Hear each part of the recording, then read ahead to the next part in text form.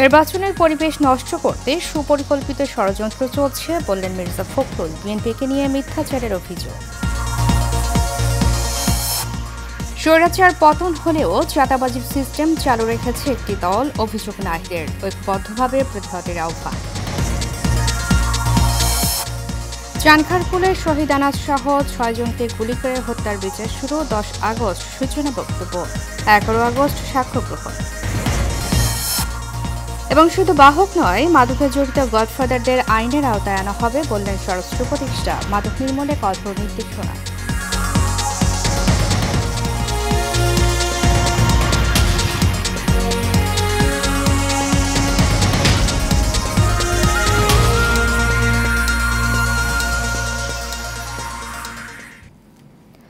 স্বাগত এশিয়ান নিউজে, সাথে আছে আমি উর্মি আক্তার।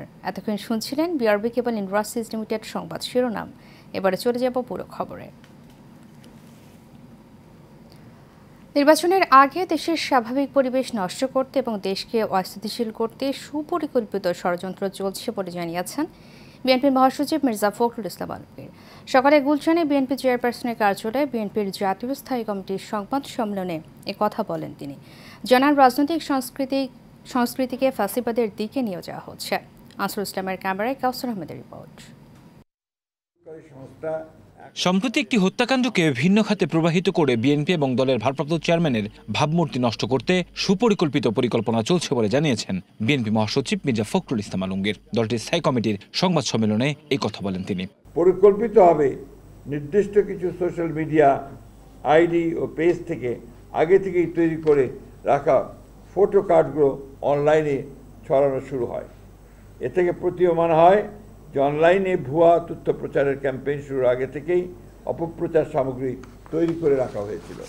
মহাসচিব বলেন, যারা এই ঘটনায় সরাসরি সম্পৃক্ত তাদেরকে এখনও আইনের আওতায় আনা হয়নি, অথচ পরিবার এবং পুলিশের কোনো অভিযোগ না থাকলেও বিএনপিকে দোষারোপ করার চেষ্টা করা হচ্ছে।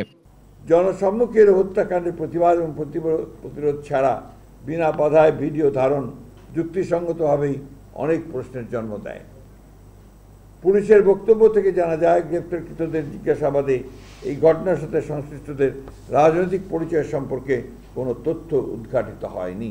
তিনি জানান, সম্প্রতি আরও বেশ কয়েকটি নৃশংস হত্যাকাণ্ড সংঘটিত হলেও সেগুলো নিয়ে সমালোচনাকারীরা কোনো কথা না বলায় এটি প্রমাণ হয় যে রাজনীতিতে ফ্যাসিবাদের পুনরাবৃত্তি ঘটছে। সরকার পরিচালনার দায়িত্বে না থাকা সত্ত্বেও বিশেষ একটি রাজনৈতিক দল ও তার প্রধান নেতৃত্বকে দায়ী করে বিক্ষোভ মিছিল আয়োজন এবং অশ্লীল ভাষা প্রয়োগ করে রাজনৈতিক সংস্কৃতিকে আবারও সেই ফ্যাসিবাদের যুগে ফিরে নিয়ে যাচ্ছে কিনা সেটাও জনগণের সামনে প্রশ্ন হয়ে দেখা দিয়েছে। মির্জা ফখরুল বলেন, নতুন বাংলাদেশ গড়ার যে স্বপ্ন দেশের মানুষ দেখেছে সেটিকে ধ্বংস করার সব ষড়যন্ত্র জনগণকে নিয়েই মোকাবেলা করা হবে। আমরা গভীর শঙ্কার সাথে লক্ষ্য করেছি, সুপরিকল্পিতভাবে এই অশ্লীল কুরুচিপূর্ণ আক্রমণের লক্ষ্যবস্তু হচ্ছেন এদেশের স্বাধীনতা, মুক্তিযুদ্ধ, সার্বভৌমত্ব ও গণতন্ত্রের সমর্থক রাজনৈতিক দল ও তার শীর্ষ নেতৃত্ব। কাউসার আহমেদ, এশিয়ান টেলিভিশন, ঢাকা। স্বৈরাচার পতন হলেও সিস্টেমের বদল হয়নি। আগের চাঁদাবাজি সিস্টেম এখনো বহাল রেখেছে একটি দল, এমন মন্তব্য করেছেন জাতীয় নাগরিক পার্টির আহ্বায়ক নাহিদ ইসলাম। বিচার সংস্কার ও দেশ পুনর্গঠনের লক্ষ্যে জনতার দুয়ারে জুলাই স্লোগানে পটুয়াখালীতে অনুষ্ঠিত জুলাই পদযাত্রায় এই মন্তব্য করেন তিনি। সকালে পটুয়াখালী পৌর শহরের সার্কিট হাউস সংলগ্ন ঝাউতলা রোডের হৃদয় তরুয়া চত্বরে এই পদযাত্রা ও পথসভা হয়। এতে আরও বক্তব্য রাখেন এনসিপির মুখ্য সংগঠক সার্জিস আলম, কেন্দ্রীয় সদস্য সচিব আক্তার হোসেন, সিনিয়র যুগ্ম সদস্য সচিব তাসনিম জারা, মশিউর রহমান সহ অনেকে। আজকে আমরা পটুয়াখালী থেকে ঘোষণা করতে চাই, যত ষড়যন্ত্রই হোক না কেন আমাদের এই পদযাত্রা অব্যাহত থাকবে। আপনারা ভয়ের সংস্কৃতিকে তোয়াক্কা না করে সামনে এগিয়ে যাবেন। ছাত্র জনতার গণ অভ্যুত্থান চলাকালে গত 5 আগস্ট রাজধানীর চানখারপুলে গুলি করে 6 জনকে হত্যার ঘটনায় মানবতা বিরোধী অপরাধের মামলায় অভিযোগ গঠন করে বিচার শুরুর আদেশ দিয়েছে ট্রাইব্যুনাল। সেই সঙ্গে আগামী 10 আগস্ট আলোচিত এই মামলার সূচনা বক্তব্য স্থাপন ও 11 আগস্ট সাক্ষ্য গ্রহণের দিন ধার্য করেছেন আদালত। আজ বিচারপতি গোলাম মর্তুজা মজুমদারের নেতৃত্বাধীন 3 সদস্যের আন্তর্জাতিক অপরাধ ট্রাইব্যুনাল 1 এ আদেশ দেন। এ সময় মামলায় গ্রেপ্তার সাবেক inspector Arshad, constable Mohammad Sujan, constable Imaj Hossain Imon ও কনস্টেবল নাসিরুল ইসলাম ইজলাসে উপস্থিত ছিলেন।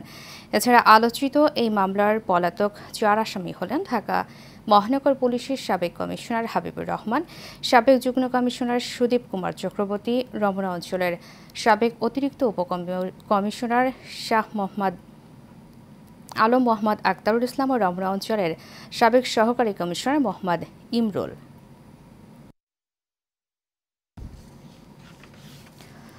শুধু বাহক নয়, মাদকের সঙ্গে জড়িত গডফাদারদের আইনের আওতায় আনা হবে বলে জানিয়েছেন স্বরাষ্ট্র উপদেষ্টা লেফটেন্যান্ট জেনারেল অবসরপ্রাপ্ত মোহাম্মদ জাহাঙ্গীর আলম চৌধুরী। কক্সবাজার জেলা প্রশাসনের আয়োজনে অনুষ্ঠিত রোহিঙ্গা অনুপ্রবেশ ক্যাম্প ব্যবস্থাপনা ও মাদকদ্রব্য নিয়ন্ত্রণ বিষয়ক আলোচনা সভায় সভাপতির বক্তব্যে তিনি কথা বলেন। এ সময় তিনি আরও বলেন, মাদক ভবিষ্যৎ প্রজন্মকে ধ্বংসের মাধ্যমে পরিবার, সমাজ ও রাষ্ট্রের জন্য ভয়াবহ পরিণতি বয়ে আনে। তাই মাদক নির্মূলে সংশ্লিষ্ট অধিদপ্তরের কর্মকর্তা কর্মচারীদের মানসিকতা পরিবর্তন করে আন্তরিকভাবে কাজ করতে হবে।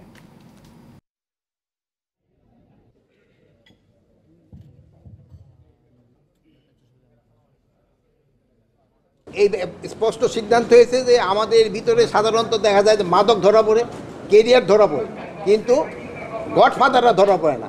কোনো অবস্থায় গডফাদাররা যেন ছাড়া না পায়, এই ব্যবস্থা গ্রহণ করে।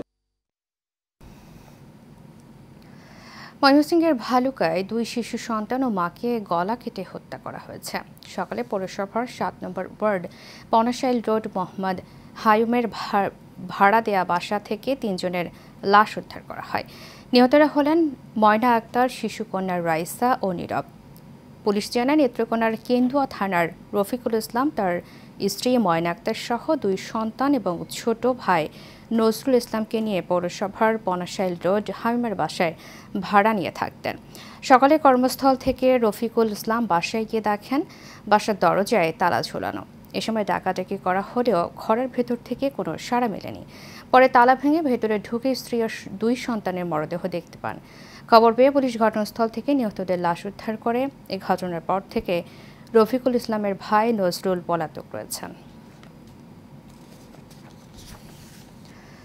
বান্দরবানে বিদ্যুৎস্পৃষ্ট হয়ে 3 মৃত সম্প্রদায়ের নারী নিহত হয়েছেন। ভোরে সুয়ালাক ইউনিয়নের দেওয়াই হেডম্যান পাড়ায় এই ঘটনা ঘটে। এতে আহত হয়েছেন আরও কয়েকজন। স্থানীয়রা জানান, রাত 2টার দিকে হঠাৎ করে এলাকার একটি ট্রান্সফরমারে আগুন ধরে যায়। অল্প সময়ের মধ্যেই সে আগুন ছড়িয়ে পড়ে আশেপাশের বাড়িগুলোতে। আগুনের তীব্রতায় বেশ কয়েকটি বাড়ির বৈদ্যুতিক মিটার বিস্ফোরিত হয় এবং শর্ট সার্কিটের মাধ্যমে আগুন লেগে বেশ কয়েকটি বাড়ি জ্বলতে থাকে।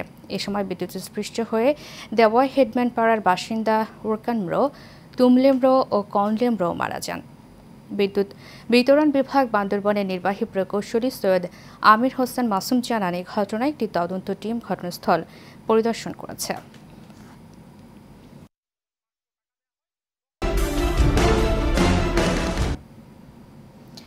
দীর্ঘ 6 বছরেও শেষ হয়নি সাভারের বংশী নদীর উপর নলম সেতু নির্মাণ কাজ। ফলে দুর্ভোগ নিয়ে চলাচল করছে 10 গ্রামের প্রায় লাখো মানুষ। স্থানীয়রা বলছেন, বর্ষায় ভোগান্তি বাড়ে কয়েক গুণ। তাই দ্রুত সেতু নির্মাণে শেষ করার দাবি তাদের। সাভার থেকে শাকিল শেখের ছবিতে জহুর ইসলাম খান লিটনের রিপোর্ট, জানাচ্ছেন শোয়েব সাত্তার লিজন। সাভারের আশুলিয়ার বংশী নদীর দুপারের মানুষের যোগাযোগ সহজ করতে 2019 সালের 21 জুলাই নলাম সেতুর নির্মাণ কাজ শুরু করা হয়। 2022 সালে কাজ শেষ করার কথা থাকলেও 3 দফায় সময় বাড়িয়ে এখনো শেষ হয়নি সেতুর কাজ। স্থানীয়রা বলছেন, বংশী নদীর দুপাশে 10 গ্রামের মানুষের বসবাস। সেতু না হওয়ায় ঝুঁকি নিয়ে নৌকা দিয়েই পারাপার হতে হয় তাদের। নৌকার জন্য আধা ঘন্টা 1 ঘন্টা পর্যন্ত দাঁড়িয়ে থাকতে হয়। নৌকাটা পার হওয়ার লাগে, ঠিক মতো যাইতে পারে না অফিসে। আজকে 6 বছর বিধি কাজ ধরছে, এই 6 বছর কাজ করে কাজ বন্ধ রাখেছেন। কত কোটি কোটি টাকা এখানে ব্যয় করা হয়েছে, আর কিছু পয়সা ব্যয় করলে আমাদের এই ব্রিজটা খুলে গেলে আমাদের উপকার হইতো। এই ব্রিজটার কারণে 3টা এলাকার যোগাযোগ বিচ্ছিন্ন। ব্রিজটা হয়ে গেলে আমরা শান্তি পাই, তা ওটা কাম করে খেয়ে 10 টাকা গুদারা পাটা 10 টাকা গেতাইতে। 9টার পর নৌকা থাকে না, তখন এই যে যারা ব্যবসা বাণিজ্য করে তখন তাগো এদিকে আসার অসুবিধা হয়। 5ই আগস্টের বিপ্লবের পর কন্ট্রাক্টর, নির্মাণ শ্রমিক সবাই পলায়ন করেছে। পারাপারে দুর্ভোগ লাঘবে দ্রুত সেতুর নির্মাণ কাজ শেষ করার আহ্বান সচেতন মহলের। এই অঞ্চলের শিক্ষার্থীরা যোগাযোগ ব্যবস্থা থেকে বঞ্চিত হওয়ার কারণে তাদের পড়াশোনা, তাদের ক্যারিয়ার তারা বিল্ড আপ করতে পারতেছে না। আমরা অনেক বছর ধরে দেখছি যে এই ব্রিজটা নির্মাণ কাজ শুরু হয়েছে কিন্তু সম্পন্ন হয়নি। আমি সংশ্লিষ্ট কর্মকর্তাদেরকে আহ্বান করব, আপনারা দ্রুত এই ব্রিজটি নির্মাণের জন্য পদক্ষেপ গ্রহণ করবেন। উপজেলা নির্বাহী অফিসার মহোদয় আমাদেরকে আশ্বস্ত করেছেন যে তিনি ব্যবস্থা গ্রহণ করবেন। দ্রুততার সাথে এই ব্রিজটি সম্পূর্ণ করে এই জনগণের এই দুর্ভোগ লাভ হোক এবং এই যে নির্মাণ কাজটা নিয়ে যে আইনের ব্যত্যয় ঘটে দীর্ঘসূত্রিত হচ্ছে, এটা যাতে বন্ধ করে এই জনগণের প্রত্যাশিত ব্রিজটা বাস্তবায়িত হয় দ্রুত সময়ের মধ্যে। এমন বাস্তবতায় দ্রুত সেতুর নির্মাণ কাজ শেষ করতে প্রয়োজনীয় উদ্যোগ নেয়ার আশ্বাস উপজেলা প্রশাসনের। আমি যথাযথ কর্তৃপক্ষের সাথে যোগাযোগ করে কাজটি যাতে দ্রুত সম্পন্ন করা হয় সেই জন্য হলো যে আমি যোগাযোগ করার চেষ্টা করবো। মানুষের যে দুর্দশা যে দুর্ভোগ হচ্ছে তা লাঘবের জন্য চেষ্টা করবো ইনশাআল্লাহ। 820 ফুট দৈর্ঘ্যের নলাম সেতু নির্মাণে ব্যয় ধরা হয় 21 কোটি 53 লাখ টাকা। Shoaib Sattar Lizon, Asian television.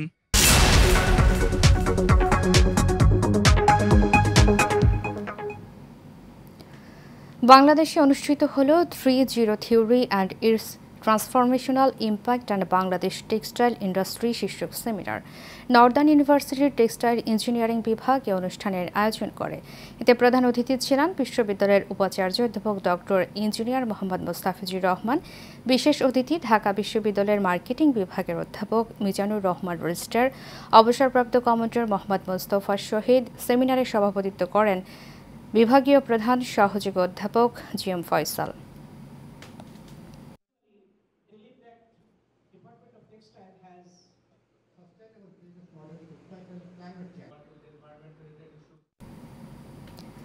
Bumper ফলনের পরেও বগুড়ায় বাড়ছে চালের দাম। সপ্তাহের ব্যবধানে প্রকারভেদে পাইকারি বাজারে প্রতি কেজি চালের দাম বেড়েছে 3 থেকে 5 টাকা, আর খুচরা বাজারে বেড়েছে 7 থেকে 8 টাকা। এদিকে হঠাৎ করে চালের দাম বৃদ্ধিতে বিপাকে পড়েছেন স্বল্প আয়ের মানুষ।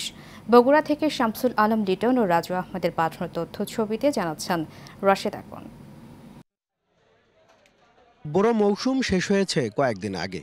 হাটে নতুন ধানের চাল উঠলেও বগুড়ায় কমেনি দাম। উল্টো বাজারে প্রকারভেদে প্রতি কেজি চালে দাম বেড়েছে 3 থেকে 5 টাকা। অন্যান্য বছরের তুলনায় এবছর ধানের ফলন ভালো হলেও বগুড়ায় হঠাৎ করে চালের দাম বাড়ায় বিপাকে নিম্ন আয়ের মানুষ। ক্রেতারা বলছেন সংকট তৈরি করে চালের দাম বাড়িয়েছে ব্যবসায়ীরা। এত কিছুদিন আগে ধান কাটিচ্ছে মানুষ, তাও তো দাম কমছে না। 1850, আবার এখন তো মানে যে 2000 উপরে চালের দাম। ব্যবসায়ীরা বলছেন পাইকার ও মিল মালিকরা ধান সংগ্রহ করে চাল মজুত করছেন, ফলে চালের দাম বাড়ছে খুচরা বাজারে। ইন্ডিয়ান এলসি চাউল আসা বন্ধ হয়ে গেছে, ওটা যদি সরকার আনতে পারে বা তাহলে বাজার আপনার যা স্বাভাবিক বাজার ছিল সেটাই থাকবে, তাছাড়া আপনি ওই সিগনিকেট ভাঙতেও পারবেন না। কালকে কিনছি এক রেটে, আজকে কিনলাম আরেক রেটে। এই 5-7 দিনের ব্যবধানে কেজির উপর 5-7 টাকা প্রত্যেকটা চালের বাজার বেড়ে গেছে। এদিকে চালের বাজার স্বাভাবিক রাখতে খোলা বাজারে খাদ্যশস্য বিক্রি কর্মসূচি সচল রাখার কথা বলছে জেলা খাদ্য বিভাগ। আশা করি যে আমাদের বাজারে এখন স্থিতিশীল আছে, সাধারণ জনগণের খুব একটা সমস্যা হচ্ছে না। একই রকমভাবে আমাদের ওএমএস কার্যক্রম এবং বিভিন্ন সরকারের যে পিএফডিএস এর আওতায় যেসব খাতগুলো আছে সেগুলো সচল আছে। বড় মৌসুমে সরকারিভাবে প্রতি কেজি ধানের সংগ্রহ মূল্য 36 টাকা, প্রতি কেজি সিদ্ধ চালের মূল্য 49 টাকা, প্রতি কেজি আতপ চালের মূল্য 48 টাকা নির্ধারণ করা হয়েছে। Rashed Akon, Asian television. শেষ করব এশিয়ান নিউজ। তারিখে বিআরবি কেবল ইন্ডাস্ট্রিজ লিমিটেড সংবাদ শিরোনামগুলো জানাবো আরও একবার।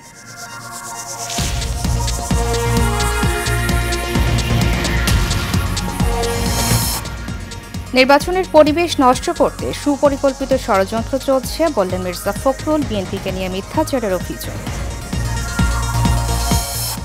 স্বৈরাচার পতন হলেও চাঁদাবাজির সিস্টেম চালু রেখেছে একটি দল, অভিযোগ নাহিদের। ঐক্যবদ্ধভাবে প্রতিহতের আহ্বান। চানখারপুলে শহীদ আনাস সহ 6 জনকে গুলি করে হত্যার বিচার শুরু। 10 আগস্ট সূচনা বক্তব্য, 11 আগস্ট সাক্ষ্য গ্রহণ। এবং শুধু বাহক নয়, মাদকে জড়িত গডফাদারদের আইনের আওতায় আনা হবে বললেন স্বরাষ্ট্র উপদেষ্টা। মাদক নির্মূলে কঠোর নির্দেশনা।